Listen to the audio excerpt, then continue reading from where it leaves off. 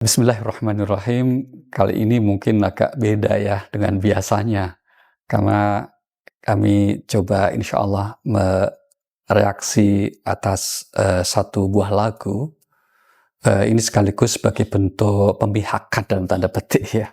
Kami atas apa itu seringkali ada perbedaan tentang diskusi masalah musik. Kita tidak masuk wilayah fikih ya. Karena itu sudah lama sekali dan mungkin sampai kiamat nggak akan ketemu bahwa akan ada perbedaan pendapat tentang masalah status hukum musik ini, begitu ya. Ada yang melarang atau yang menyatakan haram, tapi ada yang membolehkan karena itu satu yang mubah saja, tergantung untuk apa. Kalau untuk kemaslahatan maka boleh. Ini pendapatnya begitu.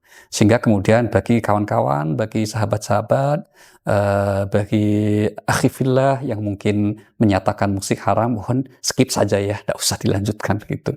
Kita akan coba hari ini mereaksi satu lagu yang ditulis dan sekaligus dibawakan oleh Mas Ebit ya. Kebetulan kami beberapa kali secara pribadi berkunjung ke rumahnya, dan memang sejak masih sangat belia, sejak mungkin duduk di SMP ya, kalau dulu kami di Sanawiyah, itu menyukai lagu-lagu beliau, karena kami yakini lagu-lagu beliau bukan sekedar sebuah untayan nada-nada, tapi juga mengandung pelajaran hidup yang sangat luar biasa. Nah, kali ini adalah tentang Bila Kita Ikhlas. Mari kita sedikit dengarkan ya. Bila kita ikhlas, Tuhan bakal memberi. Dialah yang paling mengerti apa yang kita perlukan. Nah, dari lirik tersebut kan coba secara umum kan itu tidak jauh dari ajaran agama kita.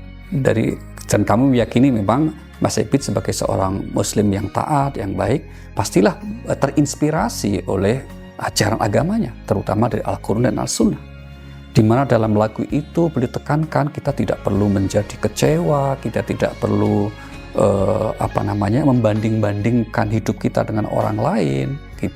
Kenapa? Allah pastilah punya rencana terbaik untuk kita. Maka hidup ini jalani, ikhlaskan saja. Gitu ya. Ini penting. Nggak usah terlalu dipikirkan, karena hidup ini perjalanan bukan pemikiran gitu.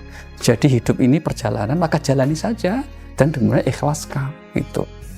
Sehingga kemudian kalau kita bisa menjalani kehidupan dengan cara seperti itu, maka buahnya luar biasa. Dan kalau kita bicara tentang ikhlas, ini kan memang inti dari agama kan. Al-Quran misalnya mengatakan wa ma umiru illa liya'budullaha mukhlishina lahuddin.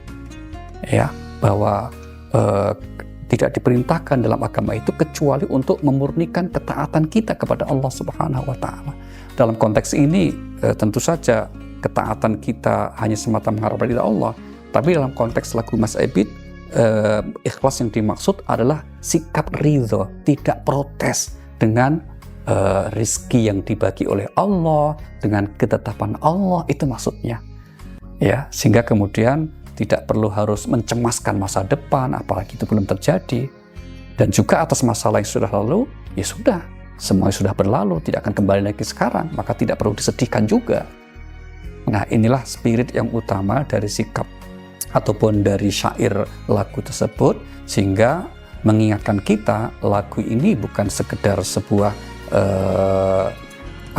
rangkaian nada-nada, tapi kita meyakini di dalamnya ada bukan sekedar tontonan, tapi juga tuntunan. Nah, pada akhirnya Mas Ebit di bait berikutnya menyatakan kalau kita bisa bersikap ikhlas dengan ketetapan Allah, bersikap ikhlas dengan anugerah yang diberikan oleh Allah Subhanahu wa taala, pada akhirnya akan melahirkan kedamaian.